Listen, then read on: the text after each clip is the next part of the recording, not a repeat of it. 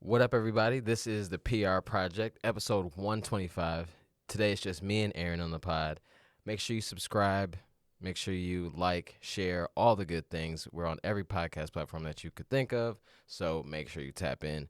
We talk about fun running stuff. We talk about hacks and things that we run into, geese, meese, moose, all the things. So make sure you check in. Follow us on Instagram as well at the.prproject, at the.pr.project on Instagram. Follow us there and all the other stuff that we do in there. What up, Aaron? What up, though? Was that decent? Was that a decent good. intro? That was good. That Yeah, felt 'cause that felt a little more, Yeah, it felt like I was like doing like a voiceover. That's the one thing I hate doing. I hate doing voiceovers. You're good at voiceovers on Instagram. I don't like doing them at all. I I prefer doing voiceovers over like looking at the camera and talking to it because I can't It's hard for me to like get in the space to talk to the camera. It's still unnatural to me. Mine's the other way around. Yeah. I don't like doing voiceovers because I feel like I have to go like, "What's up, everybody? This is the PR Project," and you know what I'm saying? Yeah. I No, feel I feel like you. I've been watching I'm old enough to have watched way too many commercials and like infomercials Yeah. where like I think it's programmed. As soon as the thing turns on, you're supposed to like sound a certain way. Who's your favorite infomercial guy? Mine's as a fake one. Like you never seen the Jack Chop? No. This dude from Boston was like, remember the slap chop? Yeah. You Yeah. remember Yeah. that? Yeah. The dude. Yeah. Yeah. But so a dude did like he had millions of views, but it was like it was called the Jack Chop. So he was like it was a whole like 5-minute video spoof on all them commercials. Ridiculous, bro. I can believe it. Ridiculous with like the hardest Boston accent you can come. Mm. It was wild. Yeah. It was wild. Yeah. No. They got Who's your favorite? Phil Swift. Wait, who's Phil Swift? Phil Swift is the one that do Flex Seal. No. He be- Oh. And he slapped the Flex Seal. You talking about the thing where like you could like it would be like a leak in a boat and he would put it in there, and then the next thing you know the boat It's is out on the river. is a yacht. Yeah, I come out there with a little dinghy and then put some little Swift on there. Yeah. No, he was a wild boy. Who else though? I can't There's some remember the one dude legendary. that died, but What? it was the one dude that died. He died a little early, but I forget his Like name. a little early for his age. Yeah. Oh, okay. Like he was like kind of still in his prime of Yeah. like doing infomercials, but he I was don't like the know. most popular one. I forgot his name, but he had a run. Man, it was a lot. The ShamWow guy. ShamWow. I don't know. I can't remember what he looked like. He had like the spiky hair and he wore the little thing on it. I think so, kind of vaguely. I mean, we grew up like I think that the one thing that some of the kids these days are gonna like miss is TV, bro. Like commercials and just like the art of like sitting down and watching something while everybody else in the world's watching it. That's what it is. It's the monoculture of it all. Like Yeah. people timelines are so curated to their interests that Bro. we rarely have a moment where everybody knows something. Yeah.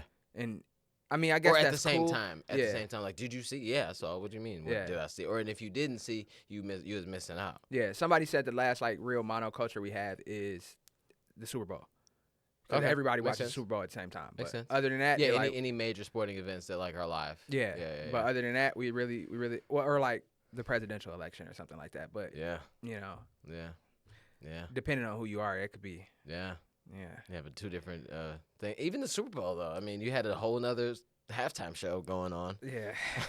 I mean, only like 15 people watching that, so that don't really count. Oh man, no, it's a. But I think that there's another time. I guess that's why running feels so natural and good in a way, like running like marathons. Because one of the experiences that kind of kept me in running was that first time I ran a half marathon. I ran the Chicago Rock and Roll half, and it was like the thought of starting this event with other people that I don't know, thousands, and doing this distance, and all of us have the same goal, which is to finish. Maybe different times, but the concept of starting this thing and we're all doing this together somehow. That feels very much like a 80s, 90s baby type of situation, because we used to all just have to do stuff at the same time anyway. Yeah, it's the collective energy of a race that adds to it. Yeah. I remember somebody said like running is the only sport that you get to do the same thing on the same like Yeah. on the same playing surface as the pros. Mm-hmm. Because they're like, you'll never be able to play on a basketball court with LeBron James. But you can run a marathon with Elliot Kipchoge and literally run the same day. Air quotes on with. You know, but you run in the same course. Bro. It might be an hour, 2 hours, 3 hours after. Yeah. But if you happen to be, running Cape Town, like Elliot Kipchoge just announced that he's running Cape Town. If you run in Cape Town that day, you might catch a glimpse of the GOAT. We have people that they'll be in their race and they pulling their phone out and they recording Elliot Kipchoge because it's like because he's going by the other way. Yeah, how often do you get that opportunity to be that close to somebody performing at the absolute peak of the sport? Yeah. There's a lot of courses like Tokyo and I guess it's only Tokyo that does. Yep, I think that's about it. Oh, Tokyo, and then there's some of Chicago if you're fast enough. Yeah. That like you could see the elites go in the opposite direction. Actually, Chicago, I know you can't. There is no. You have to be so. You got to be fast. You have to be running like a 2:15. Yeah. To see them at that last like little out and because back. it's like a mile or so. But yeah, it's it. But yeah, and like that's why people were talking about Tokyo just happened like a few weeks back. Mm-hmm. And some people there's 5 out and backs on the course, which is not.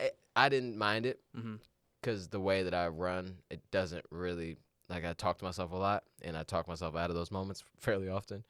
But if you allow it to go like, wow, like they're right there, now I got to go this way, that's rough. But I enjoyed trying to see like, am I gonna see them? Yeah. I kept catching the elite women because like the timing of it.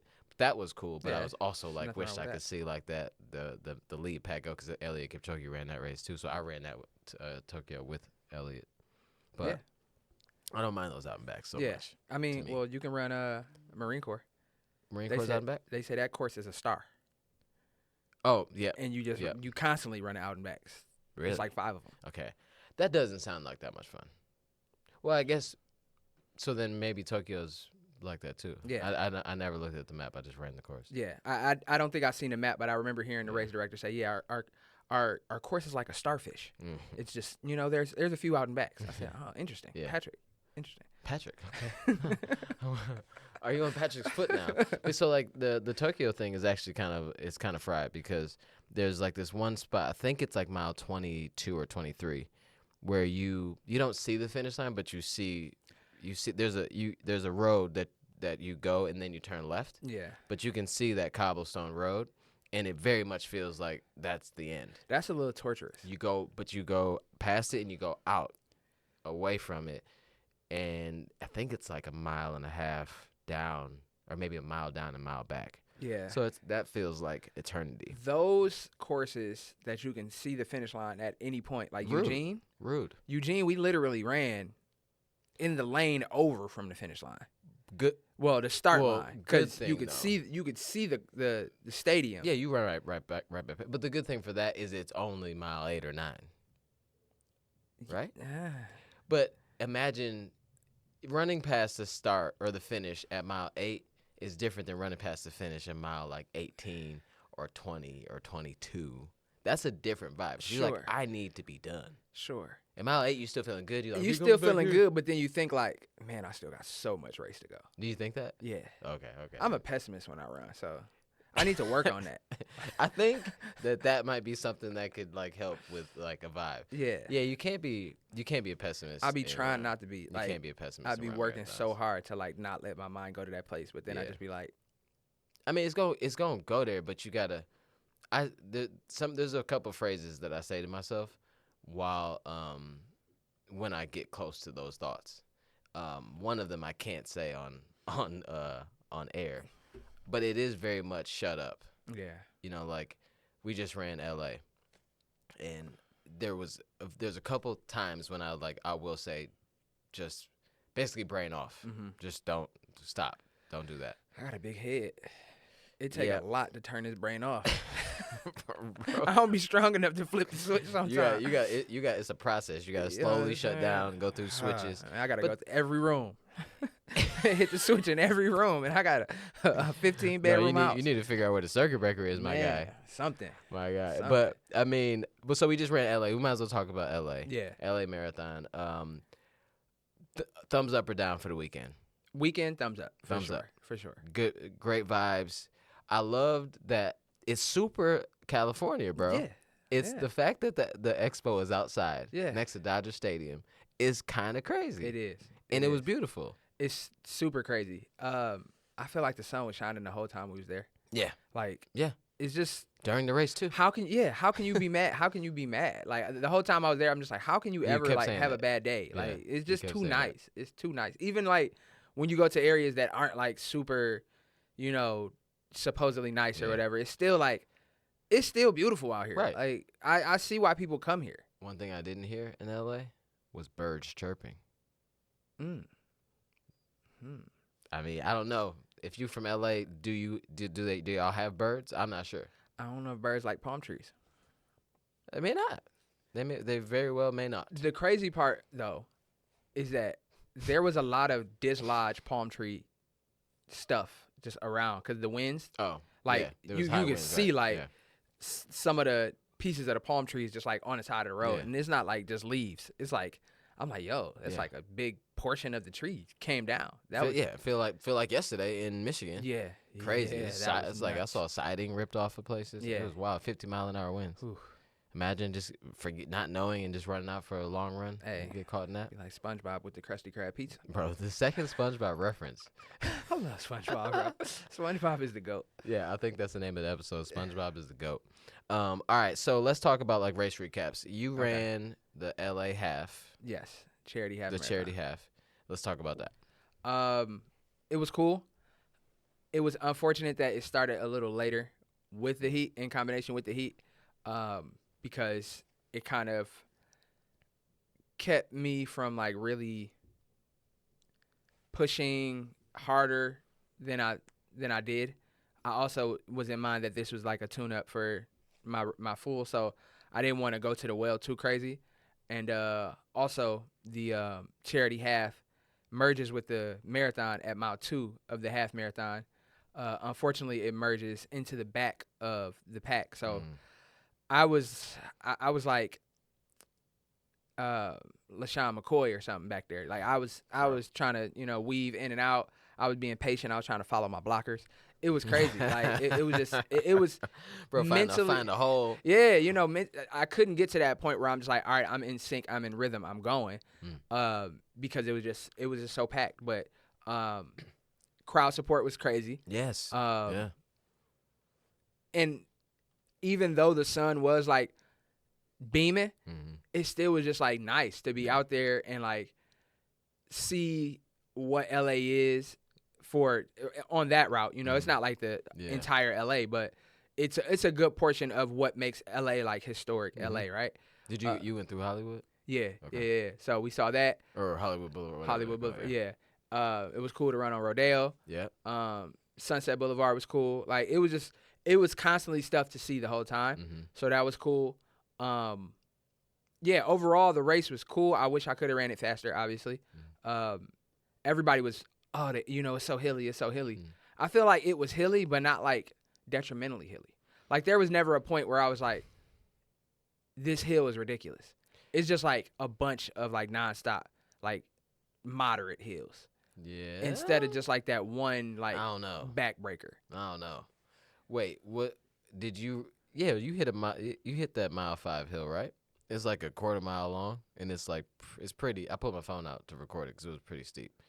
But the thing, I don't know because we we joined the marathon when the marathon was at mile 5. So maybe it was. So right. you might have joined it. It might have been like in the first after. 2 miles for us. So I'm not sure. Or it might have been. It was mile 5, like at mile 5. So you might have joined after that hill. It's possible. Because it was like you turn the corner. It's like, oh, okay. Also, this is I'm not the greatest at like recalling every little portion of the race, so I don't. Yeah. I was trying to think back. Like, I think right, you'd remember. I think Okay. it's not like crazy, but at the same time, I do remember that one downhill that it just felt like it's pulling you down the hill. It's probably for you. It was probably like 13, maybe. It was like when you was going through and you saw all the like the centers poster and like all of those, and then you made a left, and it was just like dramatic downhill. Yeah, I think I remember that one. And I'm like, yo, I'm running like 5:30 pace right now, and I feel like I'm about to face plant because it's just it was so sharp. Yeah, that's really like the only gradation change I like vividly remember. Yeah, I mean, I think, so I did. Obviously, I did the full, and I think it was one thing that I have to in my memory of the course. I wasn't at like my goal, like my normal standard, like marathon goal pace. So a lot of the things that I would look back on and be like, yo, that hill was trash. This was trash. This was crazy. It was too hot. I think that I dodged that bullet because I wasn't pushing for like some PR. Yeah. You know, because then so like other people that went out there, that this is their goal race. They're at their, they're at 85%, 90% to start. So they got a different experience of like trying to drive up these hills. If I hit a hill, I just slow down because like I mean, it was no pressure. Hey, I got a race coming up that's a different thing. So I'm just trying to like get through this within some type of. My goal was 3:15, and end up running like 3:12. But I wasn't in like under pressure at any point. Yeah. But so like I think when I talked to other people that were like, maybe going after PR or going for something close to a PR, I'm like, you ran a different race than I did. So, like, it's not even I just got to try to remember that part. Because, especially for you doing a tune-up, it's like, just go do your thing. You can't be too mad. You just want to get a good workout in, and then just, you want to be able to run the next day. Yeah. You want to be able to run the whole week. Like, how many miles do you think you're going to run this week now? 70. 70? 70. So, yeah. Like, you can't even... that's a different vibe right there. Yeah, and I didn't taper at all. Like it literally was like a long run workout. Yeah. But in my mind, I'm like, I should have enough in my legs to like push at some point. But I really didn't push much at all. I kind of just stayed in one gear the whole time and was just like, it is what it is, you know. Yeah. I pushed at the end of mine. So I did the by the time this drops, I'm making a reel about the 10-10-10 method. Mm-hmm. So yeah, if you're listening, go back and check out the 10-10-10 method on my Instagram. I probably collab with PR Project. But it was I was in the last I pushed in the last like 10K. Mm-hmm. And that was fun. I had so much energy left though, like I just had to like lock in mentally for it. But I was definitely pushing at the end, and that was fun. But I couldn't imagine, even then, having pushed the whole race because of how, even the last 2-3 miles was pretty rolling. You know, like it's one of those like, why is this hill right here? Because you climb a little hill, you can't see the finish. The finish is straight away, but you can't see it until you get over that last little. I think maybe you got 400, 500 left or something like that. That's right before that happened. That's right where that guy that ended up finishing second place, that's where he turned off to follow the motorcycles. Right, but you can see in the video, you can see the hill. Yeah. And if he just, went a little farther, he would have seen the finish to not, turn off. But we got to talk about that. But I think that's crazy. The biggest thing going into this race was the announcement of the 18-mile option to finish. So if you're not familiar, LA Marathon had announced because of weather. I think the high was supposed to be like 88 or 87 or something like that.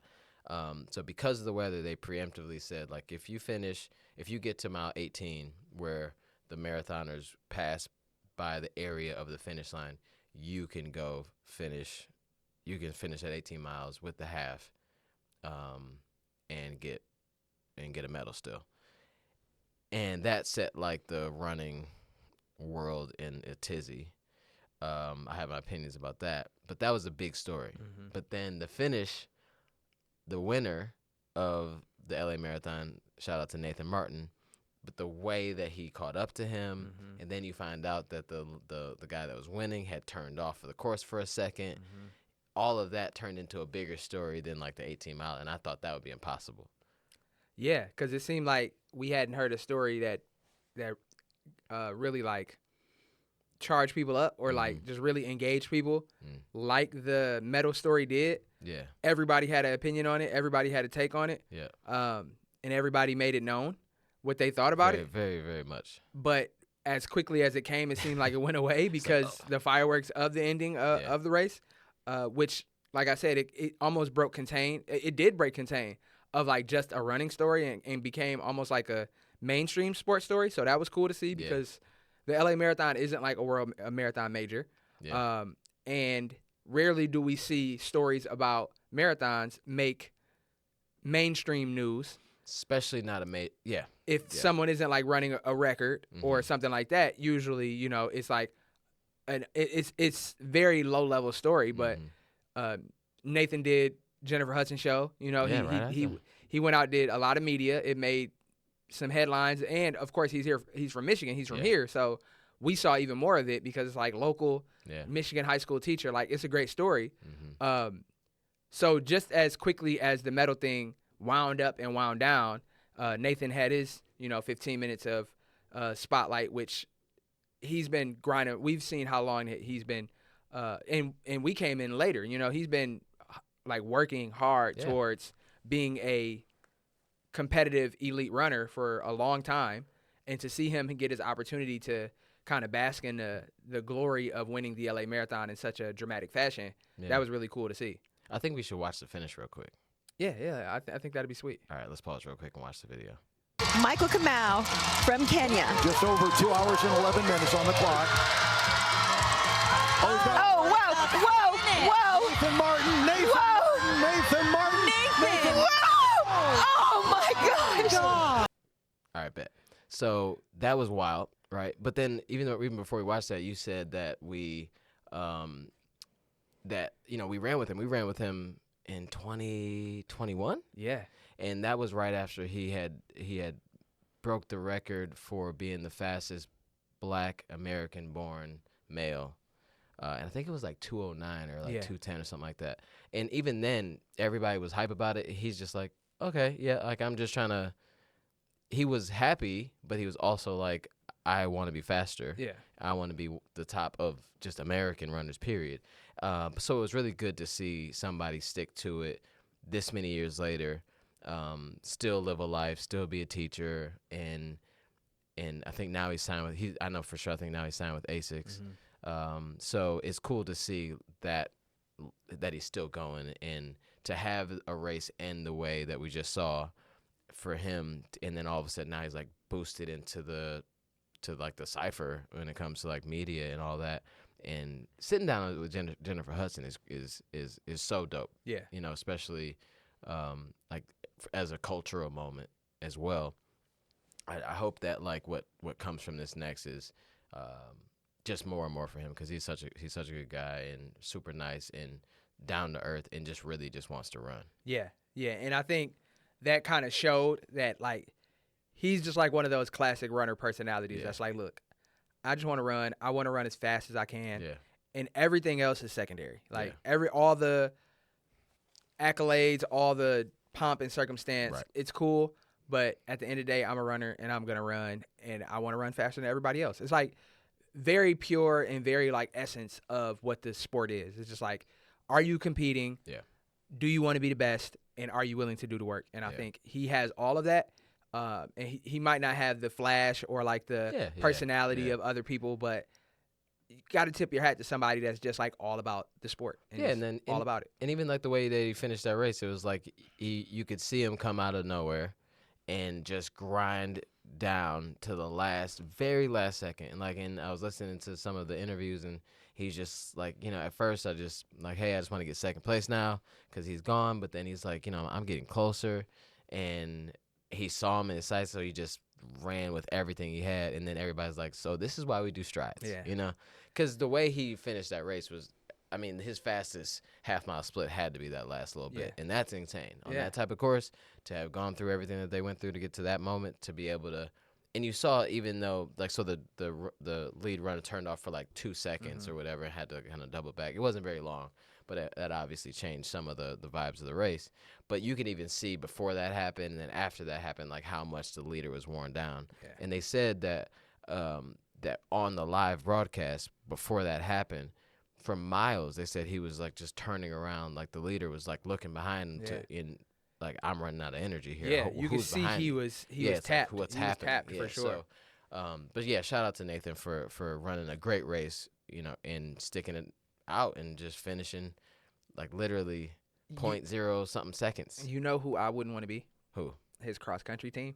Why? Because now you can't make Oh, no excuses, strides, bro. bro. You can't If make you want no to win LA excuses. Marathon, You saw how I stayed in the race until the very last minute. Oh, bro, yeah, You can't ever Run make through the any line. excuses. Run through the line. You have at every workout, Run through the line. every time, running to go get lunch, you have to finish hard. Like you can't play around. Bro. You don't have any room for excuses anymore because he gonna have that on his phone. Like I wonder if he's a hard like coach.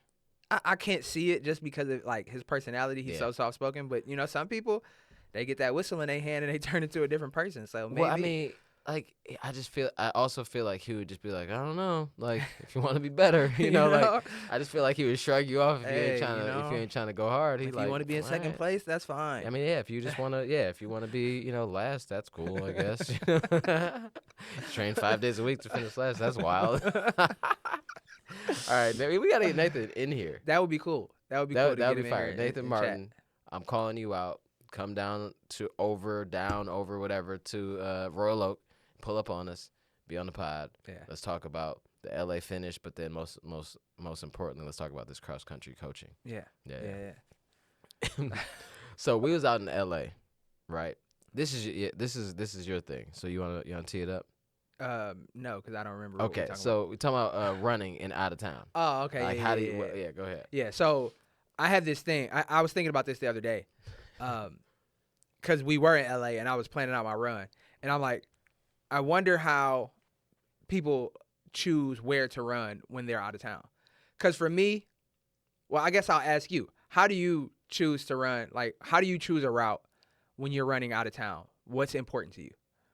Well, how I do it, Strava. Right. Super Strava now. It used to be like map my feet or something like that. Yeah. Like you just, but then you don't know what's happening. You just picking the distance.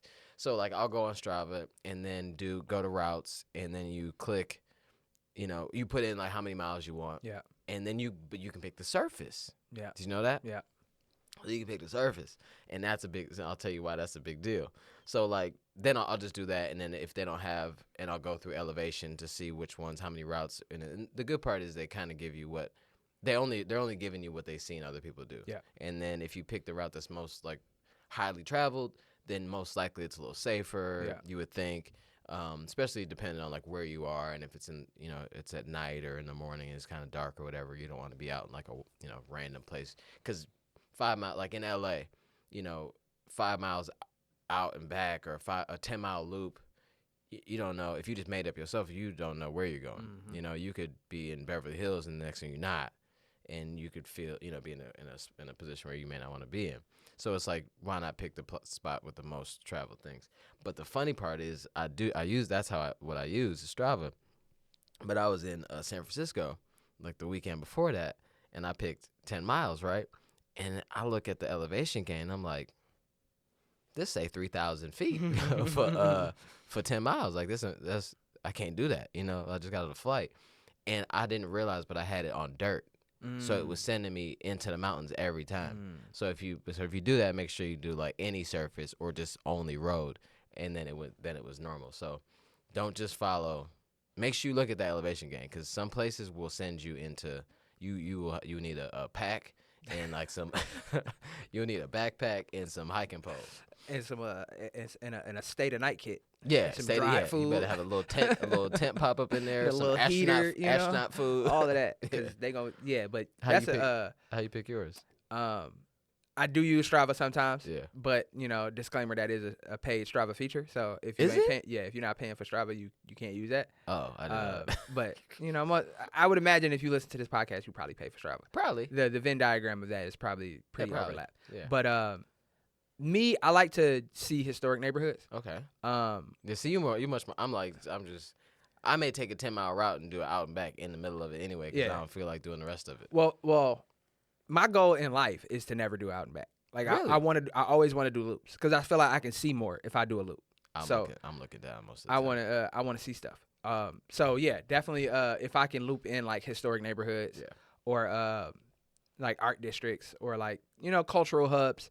Like when I was in Houston, I wanted to make sure I ran through the Third Ward because I knew that was a historically black neighborhood. You thought you was gonna say Beyonce? You never know. Miss Third Ward. Yeah. You got to stay ready because You gotta stay ready. If you have the opportunity, you have to maximize your opportunity to see Beyonce at all times. You think so? Yes, Yeah. in life, like It's funny whenever I don't even know where they live. They live in L.A. I don't know. Yeah, remember? He Oh had- yeah, sure. he had to Yeah, move because yeah. So I used to run. Now it makes it even sillier now because I don't even think they live in New York no more. Every time I run in New York, I don't know why I look around like, what if I see Jay-Z? Yeah. You know, you got to stay ready, so you ain't got to get ready. When I was running in Brooklyn, I was just running, and then I'm like, State Street. Why does that ring a bell? 550 State Street. But then I'm like 550 State Street, and I was at Did you- 610, and I you go said, to it? oh, it's close. Did you go to it? Yeah, What is it? it's not the hood. It's not the hood no more. No. I don't think it was. I think when he was talking about That it. was like the offices, I Oh, think, for yeah. Rockefeller early on. And but it used to be a little different. yeah, they was doing 550 different State things Street, okay. out there. So, but now they're doing much different things. Gentrification, shout Yeah, out. I mean, it's not much hood left in Brooklyn to begin with. So, but yeah, when I'm planning my routes, I like to things like that. Really, like I love that because Yeah, it's like okay, yeah. and then LA was like that. It's just like everywhere we turn, I see a reference that I know from a song. Yeah. You know, like because I just love hip hop and I love LA hip hop too. So. And LA people love to talk about where they from and the things they do in LA. So to see streets that people talk about on records or to see establishments that people talk about on records, you know, my only regret is when I was in Atlanta, I didn't get to run by Magic City, but I'm sure it's gonna happen at some point. You know, I mean, the way that the running culture is going, I mean, there's probably gonna be some 5Ks up out of there. Magic City Run Club, you know, turn me up. I don't think that needs to be an idea. Hey, Magic City 5K, Magic City 10K. some of the best athletes in the state of Georgia Have work at Magic City. so They are employed at Magic City and they making, you know, That's not pro even a hot- athlete money. that's not even a hot take. It's not. It's not a hot take. That's a not. fact. That's a fact. I never been there, Me neither. but so what was we talking about? So yeah, just when you making routes, you got to get a Yeah, little yeah, more yeah. intentional with your routes, bro. I don't have to. I mean, you've been a lot of places, so I get it, but you know, Well, I'm yeah, still. But I think okay, I don't have to, but I could, and I think it would be more fun. But at the same time, like I'm the type of person who will go to a place, and I have no intention of like touristing. Yeah, Like people, oh, did you go to them? I'm like, no, yeah, I'm the same way. no. I'm the same way. I don't need like the guided tour. No. I don't need to go to whatever. Did you go see the such and such? I'm like, no. Yeah, no, I'm not pressed about that. But when I'm running, Yeah. and if I'm close enough, I'm like, why not? Why not One- see stuff that you know? One thing that I got to shout out, two things I want to shout out. DC, whenever I'm in DC, that's when I get a little like, because the monuments are so easy to see. So it's like, I'm just running there. I'll just And run that's over there. literally the best place. Like, Yeah, I'll just run I'm that not. way. I don't know DC well enough to say this, but like, that's literally the most convenient place to run is the National Mall. Yeah. Like, yeah. that's where all the runners are. Yeah. So I get that. It's pretty, yeah. And it's like, oh, I need 2 more miles. I'll just go down to the Abraham. Yeah. You know, see Abe. Yeah. And then I'll run down to the thingy that points into the sky. Yeah. You know? Yeah. That thing. Uh, And then I so- go run to that little White House over there. Yeah, yeah. Because when you see it in person, you be like, dang, that's it. Yeah. The White House? Yeah. Yeah, yeah. So little. Yeah, it on the penny. It just looks. That's not even the penny. The penny is Abe, right? Yeah. Is that the Abe's house in the back of the penny I too? don't know. I ain't had. The White they House. don't even The White make House pennies is no on more. something. It's on something. Yeah, but It's on it the back does- of the $5 bill, I think. when you pull up, and then especially now that you can't even get to the gate no more. Like Yeah. you been there when you could get to the gate? Nah. Yeah, I like that's definitely a difference. It's not that far, but it definitely feels different when you pull up nowadays. I'm not really sure why it feels so much different in that little small region Yeah. now than it did maybe a little bit ago. But you know, who knows? Some things we'll just never know. But that other shout out, we talked about LA hip hop. I got to give a big shout out, and it seems like everyone's giving a shout out to the Marathon Run Club or Run Crew. So Nipsey Hussle, the late Nipsey Hussle's people, they have the Marathon clothing, the Marathon burger, Marathon water, all that stuff, but they also have the Marathon Foundation, and they raise money and have runners that are involved in the LA Marathon. And I hear, I guess based on what the news is saying, is like that the marathon, this group, raised the most money, I think, or had the most people, either one. And I think they raised like $171,000 for their foundation through running, through fundraising for the race. And that's super dope, especially coming from like a community that's not synonymous with running. But then even deeper, that it's like for what, Nipsey stood for towards the end, about like, about his community and creating things that lasted and that matter, for them to continue doing that. And then now they're into like running, and not just a foundation, but they actually got like Black Sam, his brother, ran the marathon. Shout out to Joe Shane. Joe Shane from Teamwork is the Marathon Run Club's coach, or one of their coaches. So he ran with Black Sam, and it's just it was a vibe to see them kind of like, go through the marathon, but then also have other people that were pushing. I saw a few different marathon runners out there. Yeah, and the foundation is actually the Neighborhood Nip Foundation. Neighborhood Nip Foundation. My bad, yep. And when I was signing up for the charity half, You shot? it's a featured foundation, like a featured charity. Yeah. It was gone. It was out of there. Yeah, like, for sure. 'Cause, Immediate. Yeah, like of all the great causes that they have there, to see one there that's like so recognizable for people like us, I think that's cool. Yeah, there was other black foundations and organizations, Girl Gang Crazy and stuff like that. They were also gone too. Like all of they entrance was used up. So it's cool to see people like giving back. And there was also like obviously more Latin kind of organizations too. And it's just like to me those are the organizations that really need help. I raised money for the Glioblastoma Foundation, which is a foundation that's doing research for brain cancer, because cancer is something that has impacted my life. And I know many people that have been impacted by cancer. So I wanted to be able to participate in that way. But to see like, especially like the idea of the charity marathon, where I'm at that start line and I turn around and look, and I know everybody there raised money for something. That's different too. I didn't think about that. It was powerful to think about. Yeah. Because when I signed up for it, you're just thinking kind of like just you, right? But then when you take a step back and you see everybody there, and you like, man, everybody here raised the money for an organization that is important to them and that is doing work in the world to make the world a better place. Like, this is what running is about. Yeah. This is what our community should be. Like leveraging people's willingness to help in a positive way. Like, so that was people's willingness to help, people's platforms, all that. Like, so the vibe when people are talking, trash about like charity runners for like Boston or whoever else now, it's just like, it's like kick rocks. Yeah. Because who deserves to run more? You, because you train a lot, or somebody that's raising money for like one of the people that two don't have to be. They don't have to be different. And one of the people that was raising money for the Glioblastoma Foundation, because they had like the leaderboard, they raised like $20,000, bro.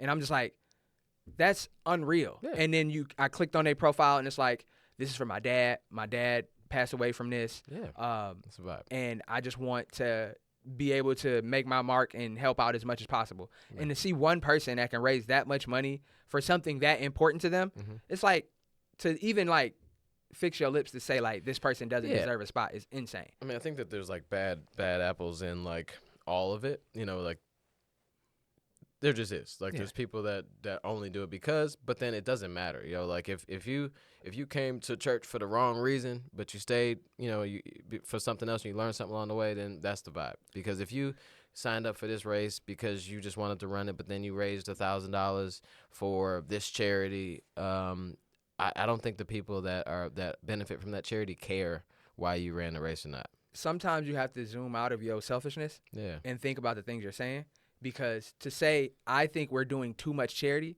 is wild. It's a nonsensical stance to take. It's wild, bro. Like hot take. I'd rather take away people's ability to run a race 30 times in a row than take away somebody's ability to raise money 1 or 2 times to run this one race. Absolutely. Absolutely. I mean, at some point, you got to know the Boston course like the back of your hand. Yeah. I mean, after 5 in a row, I feel like you know it. But all the streakers that have run it forever, I mean, probably don't like that. But I'm just saying. It's No one's gonna stop y'all from running it every year, so don't stop somebody from raising money. And it kind of rolls into, because we touched on it briefly, but to like dig a little deeper into it, it kind of rolls into the idea with the same thing with the medal thing, right? People like, the 18 mile. People like, why should somebody that only runs 18 miles get the same medal that I got for running 26.2? And it's like them getting a medal doesn't tarnish your medal at all. Yeah. It doesn't change your medal. It literally doesn't physically change your medal. It doesn't take away from your experience. It does nothing to you for somebody to grab a medal after because they still DNF'd. It's like they weren't saying that the people that finished at mile 18 were finishers, because they're not finishers at a marathon. And if they're honest, they're not going to tell people they finished the marathon. And if they aren't honest, who cares? It literally it speaks to like where we are on. It's a social media issue. Yeah. Because we were there. I heard 0 people like actually worried about it that were there about to run the race. No. You gonna finish the whole marathon? It was a joke. Yeah. Are you gonna finish the whole, like, yeah, you know?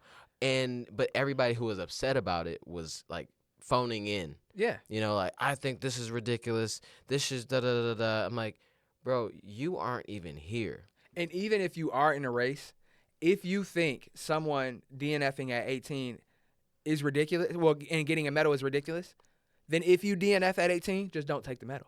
Yeah. You know, they're not forcing you to take a medal, or they're not saying your medal is going to be different when you finish 26.2 because we have other people that's not doing it. It's like, are you familiar with the term NIMBY? I think so. So NIMBY means not in my backyard.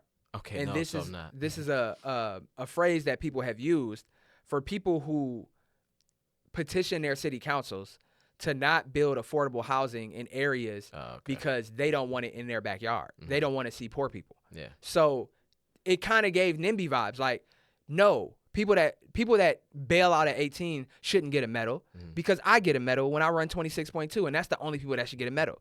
And it's like, why? Well, you know, that'd be like people run like 2:03 in a marathon, being like, why does somebody that runs 4 hours get a medal? Why does somebody that runs 3 hours get a medal? Yeah. I've been home, showered, and I ate already, and you running 2:55 and you think you sweet. I've been done for 50 minutes, bro. Yeah. Like that's the same. I mean, it's not the same concept, but it's a the similar same energy. ethos. It's the a same similar energy. and it's like so many of us, and maybe this is the bubble that I'm in, but so many of us talk about how we want the running space to be more inclusive. We want the running space to be more welcoming, more inviting. But then something like that happens, and everybody turns back into the elitist, a-hole runners that people come to the space and get annoyed by and leave. Yeah. Because you think you're better than somebody and you think you deserve more or whatever. Like, no, we all are trying to accomplish the same things. And if someone is being put in harm's way by running more than they can handle, which we saw how hot it got in LA, and other people are like, well, I ran this race and it got to 90 degrees and I did this and I did that. It's like, that's okay. That adds to your story. You finished it. Congratulations. And then in that case, you would have finished this one too. Exactly. And your medal would have looked exactly the same as As it the last would time. have if they wouldn't have gave it to other people. So it's just, I understand the initial like kind of shock is because like, Shock, sure. are we giving people medals for not finishing? Sure. But are we running specifically for the medal only? Because guess what? I can buy a 26.2 sticker and put it on the back of my car. That don't mean I'm a marathoner. Sure. You know, to be a marathoner is to run the marathon. So, But who is it? Yeah, I don't understand. Who is it taken from? Like, if someone has the medal, y'all standing. Is there some type of benefit that I'm missing? Is it like because you have a medal, you get like you pull up to Delta on your way out, and they go, oh, we'll refund your $300, and there's only 100 people that could do it. So the first 100 people that get here with a medal, like, is that the case? Is there like free food that I'm missing? no, people turn back into children.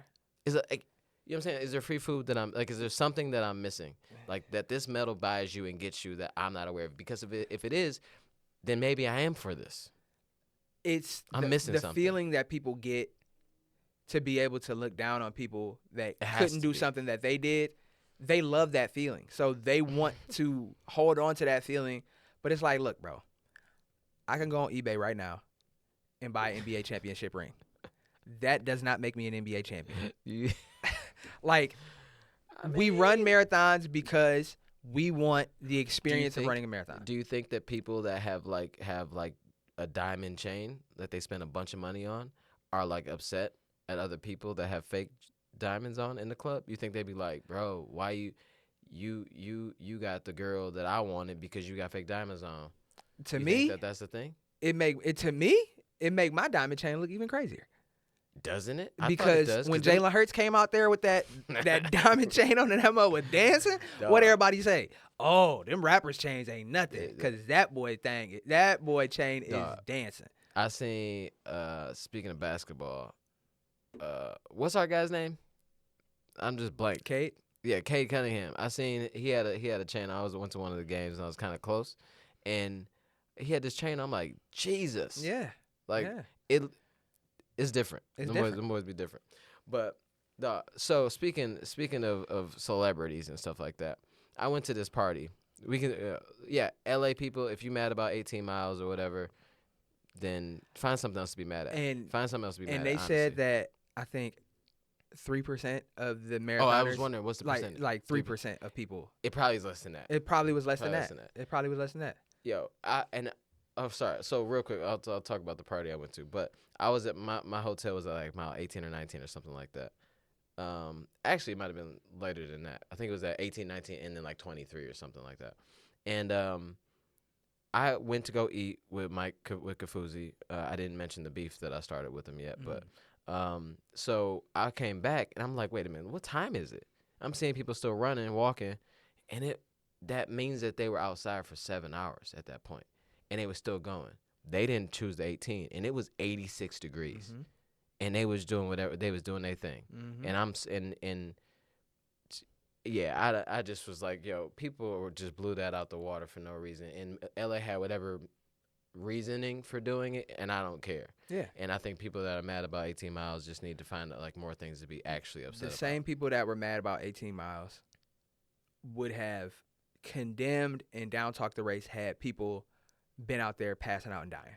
They're like, well, 100%, why bro. didn't they take more? It should have been. You know, they didn't take more accountability or whatever. Take People more said they should have canceled the race, and I was there. I'm super glad they didn't cancel the race. The race started at 55 degrees or 50 something degrees, and it was just not necessary to necessarily cancel the race. But it was smart to give an option to people who potentially would be out there for like 7, 8, 9 hours. Yeah. And typically, if you're out there for that long, you're in a different type of fitness level than someone that's finishing at like 5, 4, 3, 2 hours. Yeah. So it's like at some point we want you to make a good decision just in case, because you call black flag or whatever it is when you cancel the race when it's just so bad. Yeah. It's so bad by the time that they have to actually, by the time the officials would call it. So it's like, why would you want somebody to, if they can finish with an option, they know that they didn't finish the race all the way, and hopefully next time they come back they do. Yeah. But yeah, anyway. And what is the race to do with a bunch of medals that people don't take? Yeah, take these. Throw them away. Would that make you better? Would that make you feel better? Yes. Throw if you them finish 26.2, and then the rest of the medals just got thrown away. Throw them in the trash. Toss them. Yes. Shout out to them. Shout out to the medal tossers. So I went to this party the other day, and it was the StockX party. So StockX is based here in Detroit. It's their 10-year anniversary, and I got invited to this like little VIP little situation before like they weekend started. It was Thursday night. So I pull up. I know that StockX, if you're not like familiar, it's a marketplace for collectibles. To start off with shoes, and you can kind of get like little small trophies and stuff like that. But a lot of money involved in like the StockX thing. So I knew that it was like not hipster, but like fashion footwear vibe, right? So I pull up and I'm like, oh yeah, I forgot. Like this is a different type of situation. And I only know a couple people that work at StockX. But then next thing I know, I'm in this party and it's like rappers there, like Big Sean was there, Sada Baby was there, Skilla Baby was there, a lot of babies, and other people. Babies in the function? No babies in the function. Okay. It was rapper babies. Oh, okay. But it was definitely a vibe. And so it's super out of like my thing because normally I'm at like a marathon weekend or like a trail thing or we're talking about running the whole time. I walk in the party, we're talking, and next thing you know, I'm like, everybody that I'm talking to, I'm talking about running. And so is running a convo hack for parties? Absolutely. Running is a convo hack anytime. Yeah. I didn't think so. Bro, the last job interview I was in, I talked about running. Bro, running There is is a not a room.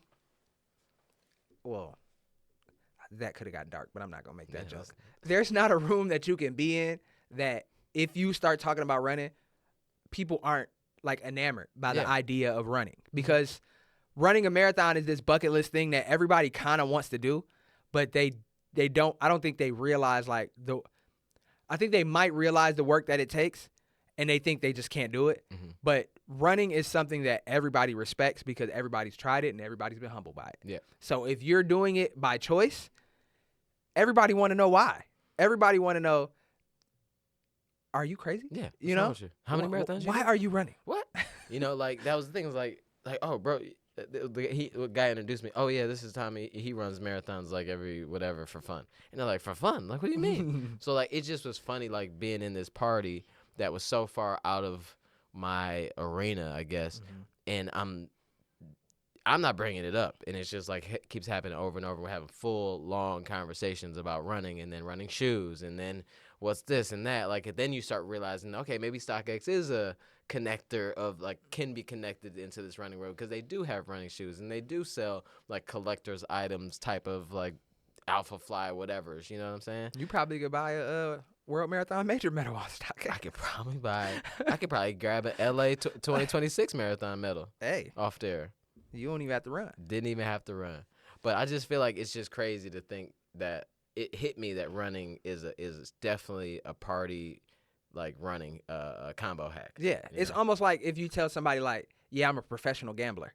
You know, people want to know. They're intrigued. They're like, oh, how does that work? Because sometimes I mess around with some wagering. Like, because if you say like, you know, I build like, no shade. If I build like collectible cars in my, that's like a couple minutes. Yeah. And it's like, all right, we done with this. And then, but it's like, oh, what's your favorite marathon? Oh, London. Oh, you been to London? How's that?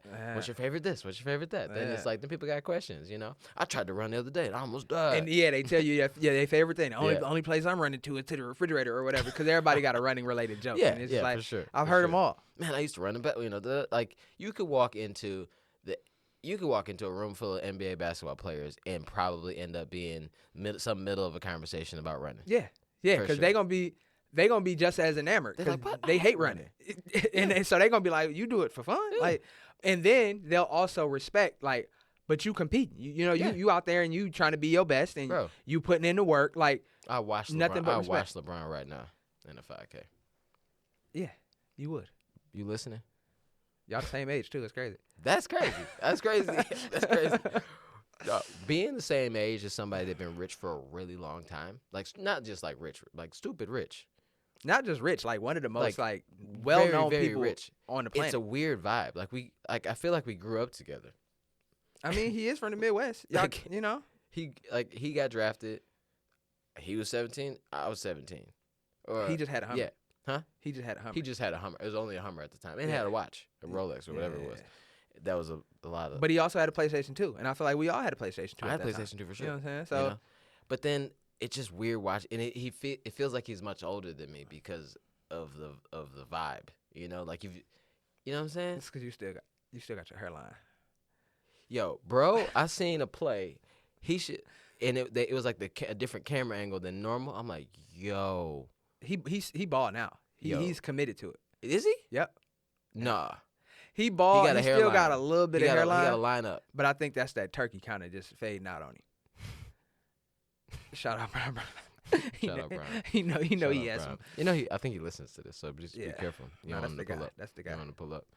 Man, I had another question for you. Yeah. I mean, we were talking about StockX and like how they are in the running. They are stitched into the running community. Mm-hmm. But they do have running shoes.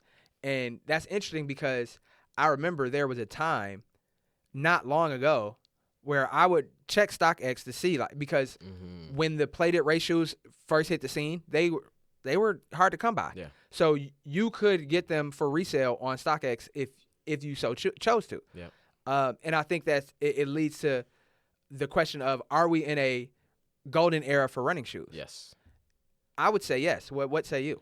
I say we are, and because the conversation came up at the StockX party about this whole like which running shoe do you race in, and I started thinking about it, and I'm like, bro, every brand has an option that for a long time we knew, like you said, when super shoes first came out, there was only one brand, Nike, that was like doing anything that was a super shoe, really. And then all the other brands were trying to catch up, and then you'd go spend the same amount of money-ish, but it wasn't that same feel.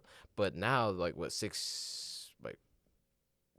years later, 7 years later, now each brand has a fairly comparable option to run in. Yeah. And when I posted, remember we were talking about the last episode, I said, which shoe should I run in? And people are saying, oh, Solomon, Asics, Adidas, like, just all the brands, Puma, this, it's like, that's really cool because there's not only does every brand have a super shoe option, every brand has a really, really solid everyday trainer option too. That's easier to, much affordable, but then it lends to like a better experience for the runner. Yeah. Because if you were anti Nike for whatever reason, race day, you kind of like, you just had to take your lumps, Yeah.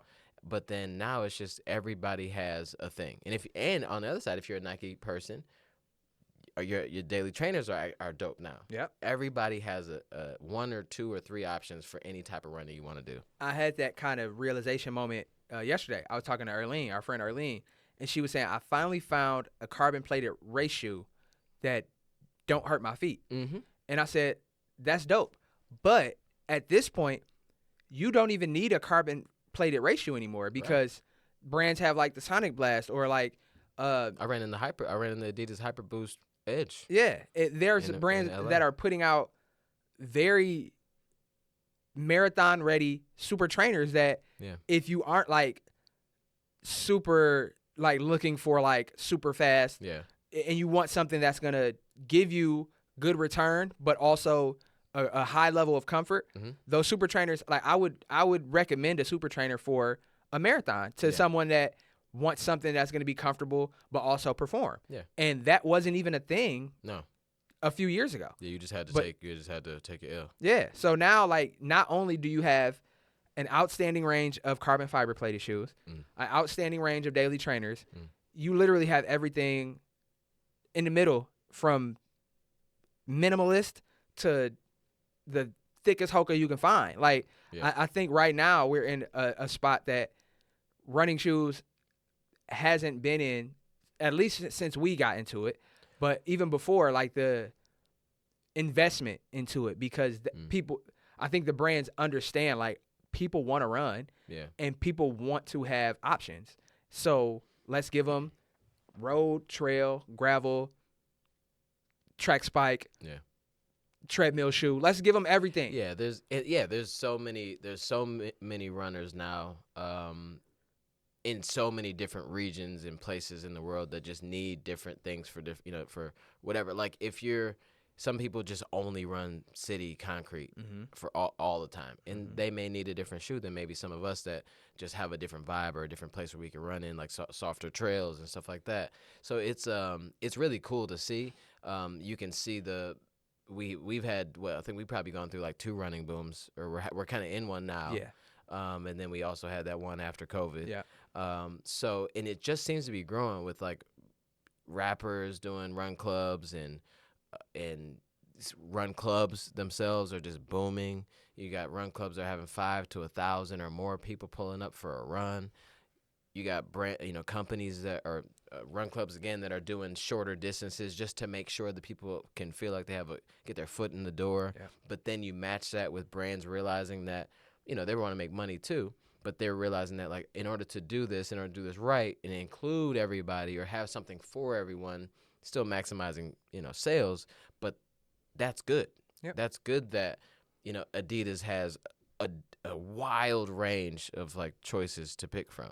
Yep. And I think that's beautiful in a way, because you get in there and you realize, like, I can get a shoe, a newcomer, I can get a shoe that I can put on my foot and not be like, oh, running isn't for me. Yeah. Because that's a big problem. Is everybody that when I started running, everybody, no shade to Nike, but that was the only thing that, especially with black folks, I'm getting Nike shoes. But if you buy the wrong Nike shoe, then that's not even really for running. Yeah. Then now you have an issue. Now running's not for me because my ankle hurts and my knee hurts and this da.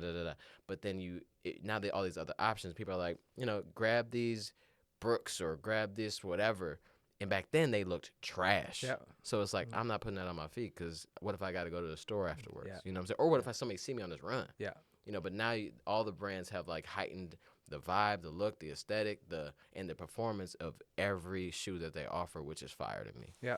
I think the only thing that we need beyond what we have now is for brands to continue to pursue budget-friendly models.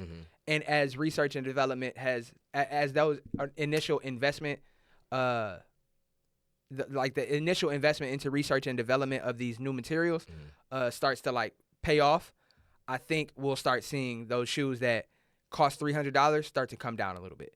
They'll start to come back, or at least you'll have a shoe comparable to what the 4% was, the Vaporfly 4% was. You'll have something comparable now that is in a more budget-friendly model as we start to see Nike put Zoom X in shoes that aren't $200. Yeah. Or, we're seeing it's true. the very evolved foam in shoes that aren't necessarily considered like the top line. So yeah, I think all pricing will continue to shift up, but I mean, the lower models the lower priced models will be better than they were 2 years ago. For sure. 'Cause I was just talking about the New Balance Ellipse on TikTok the other day, and that's a $140 shoe. Yeah, fire and shoe. it's fire. Yeah. And the 1080 is $160, so it's $20 less than the 1080, and it's giving you a very similar experience. So Very similar. I think that is Very what we'll similar see. to 880. Yeah. Because of the structure Yeah. of it, But all right, man, I think that wraps up the pod.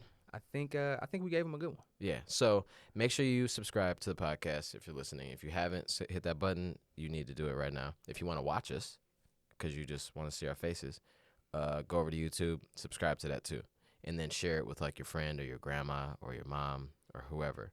But thanks for listening. This is the pod. Oh, shout out to. Oh yeah, Gary's not here. I almost didn't even realize. No, I'm joking. Shout out to Gary. Gary just couldn't join us today, but he'll be back on the next one. So Always big love to Gary. all right, big the love to family. Gary.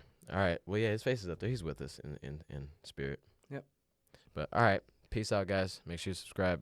We're out of here. See you next time.